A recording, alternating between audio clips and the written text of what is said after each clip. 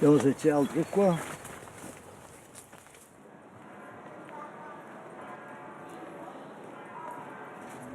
La fresque était consubstantielle au projet. Comparer des situations géographiquement éloignées et avec des gens qui ont des cultures politiques différentes et comparer des situations dans le temps.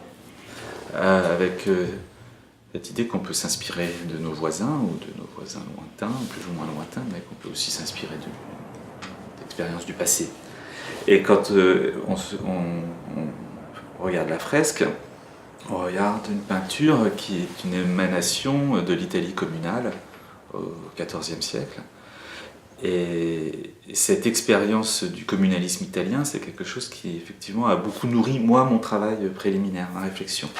Ça a été une période d'inventivité institutionnelle.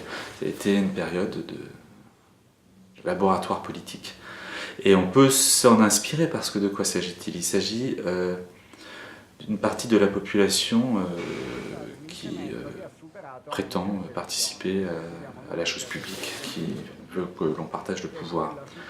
Donc j'aimais à penser aux Gallini et Felici comme à des équivalents contemporains de ces corporations du XIIe ou XIIIe siècle italien qui à un moment prenaient leur destin en main et disaient nous on va arrêter de demander l'autorisation à l'évêque, au pape, au seigneur et on va s'occuper de nos affaires et des affaires de la cité. Alors je simplifie, c'est une histoire du communalisme très complexe, mais il y a de ça. Il y a eu un désir de participation, un désir de prendre part au destin collectif. Je pense que pour un Français, aujourd'hui, c'est quelque chose qui secoue un peu, de se dire que il y a 7-8 siècles, des questions qui nous travaillent, qui émergent, tout ce dont on parle autour du bien commun, autour de la démocratie participative, c'est des questions qui ont déjà été posées, et certainement qui ont été posées encore avant, en d'autres temps, en Grèce ou que sais-je. Donc il faut ressaisir sempiternellement ces questions.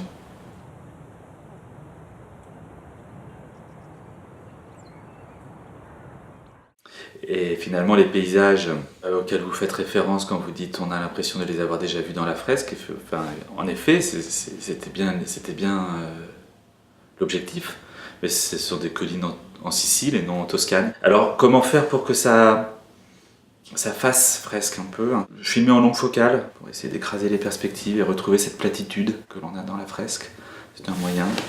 Et puis, je dirais filmer les paysages de la même manière, avec le même tempo qu'on filme la fresque, ou peut-être plus encore filmer la fresque, je dirais, comme on filme les paysages. C'est même plutôt dans ce sens-là. C'est-à-dire que vraiment regarder ce que la fresque nous donne à voir, ces champs, ces collines, ces rivières, ces gens qui peuplent ces paysages-là. Je crois qu'on s'est efforcé dans le rythme des plans presque de faire oublier la peinture et de mettre le spectateur en position d'expérimenter quelque chose de ce paysage toscan médiéval.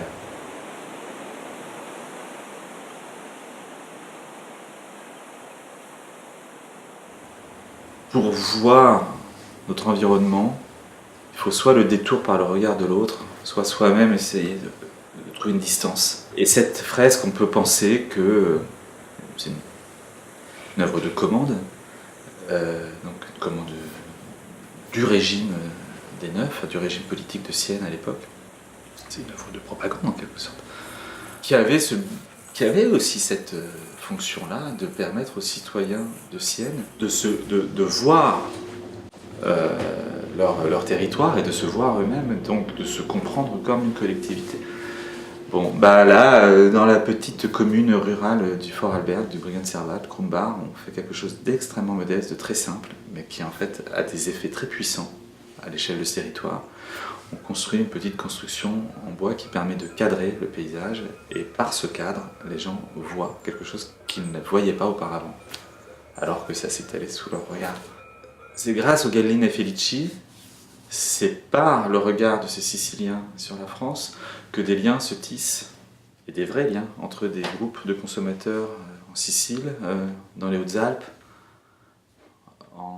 dans l'Ouest, enfin un peu partout en France, et qu'un réseau d'échanges d'expériences, de réflexions communes sur les circuits courts, sur la démocratie participative, comment agir. Tout ça se prend conscience de soi par le regard des Siciliens. Et la semaine dernière, j'étais dans les Hautes-Alpes, et c'est aussi via le film et le fait que et par mon entremise, donc de quelqu'un d'extérieur à ce territoire, que des associations locales se rencontrent enfin. Donc je crois beaucoup à cette nécessité de faire un pas de côté, d'aller chez les voisins pour se voir soi-même. Et c'était ça aussi l'idée du film. C'était, si on veut pouvoir voir quelque chose de la France, maintenant il faut... Et d'une certaine manière, la France, ce film, c'est aussi regarder la France depuis l'Italie ou depuis l'Autriche.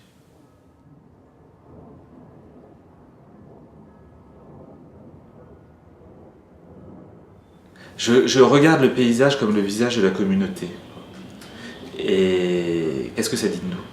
Qu'est-ce que ça dit de nous? Qu'est-ce que ça dit de nos institutions?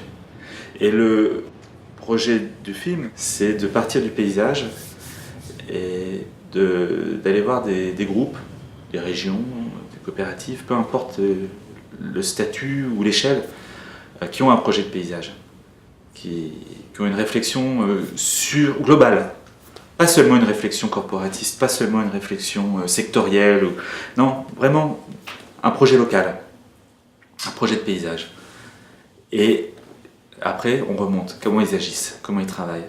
Et moi, je constate que les gens qui réfléchissent aujourd'hui localement et qui font des choses intéressantes pour défendre l'agriculture de qualité, l'agriculture biologique, qui font des choses intelligentes en matière de transition énergétique, qui font des choses qui ont une réflexion qui articule tout, l'écologique, le social, l'énergétique. Ces gens-là, les outils qu'ils mettent en place sont des outils démocratiques. J'habite dans une ville de 12 millions d'habitants qui s'appelle Paris, le Grand Paris. Je trouve que c'est très très difficile de trouver sa place politiquement dans des ensembles comme ça. On est des administrés, on est des clients de la ville. C'est une manière aussi de me questionner sur moi-même, sur qu'est-ce qu'on peut faire à l'endroit où on vit, comment on peut faire de la politique depuis sa place, comment on peut être un acteur du changement depuis sa place. Et c'est pas si simple, et on a besoin d'aide, de conseils et d'expérience. Donc ça, c'est le chemin que je fais, qui est un chemin finalement très personnel au départ. C'est d'aller voir des gens qui me donnent, d'avoir des raisons d'y croire, qui sont pris dans des formes politiques qui sont pour moi extrêmement désirables. Je me dis, si j'étais là-bas, j'en serais. Comment ces expériences rurales, à des échelles assez modestes, peuvent trouver une résonance dans nos grands ensembles urbains très faiblement démocratiques. Et c'est là où il faut revoir la fresque. Qu'est-ce qui fait cité? C'est la ville et la campagne. Il faut que la ville ait conscience de son arrière-pays, de ce qu'elle fait subir, de ce que la ville fait subir au monde et à la ruralité. Et à quel point on en a besoin aussi, pour son énergie, pour son eau, pour son agriculture, Face à ce réseau de grandes villes mondialisées, il y a un autre type de réseau à opposer, qui est un réseau du local, un réseau de l'approfondissement démocratique, un réseau où il y a du partage d'expériences. Et donc, ça peut contribuer effectivement à produire une Europe des gens.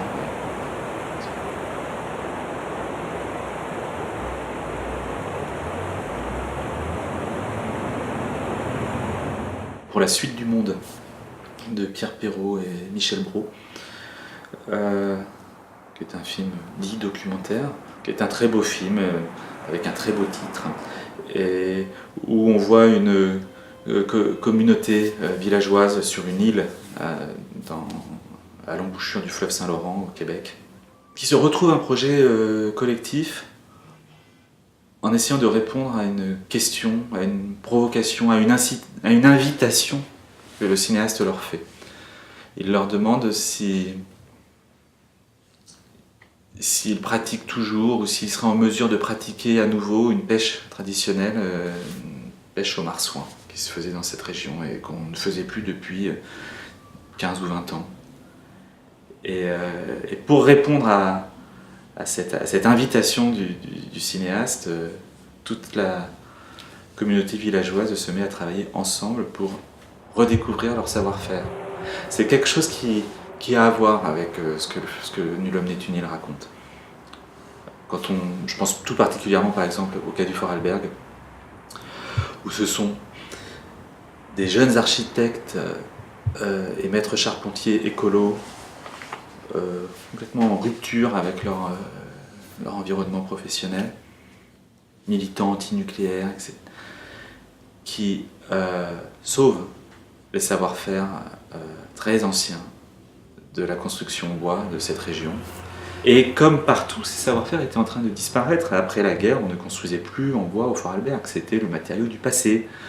On construisait en parpaing, et on faisait des toits avec des tuiles mécaniques.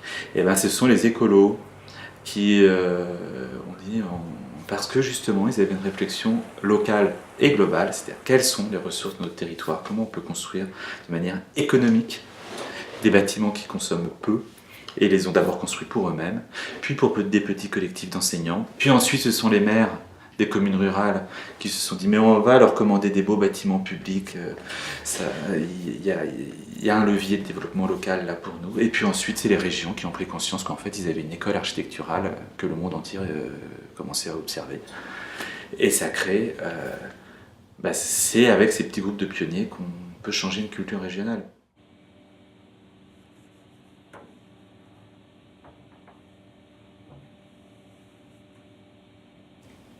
La salle de cinéma, c'est un espace hybride, très fort. C'est à la fois un lieu public, un lieu ouvert à tous, et donc un très bon lieu d'échange, mais ce lieu d'échange, il arrive dans un deuxième temps. C'est d'abord l'espace presque de l'intériorité, un espace où on est seul. C'est un espace où on est seul ensemble.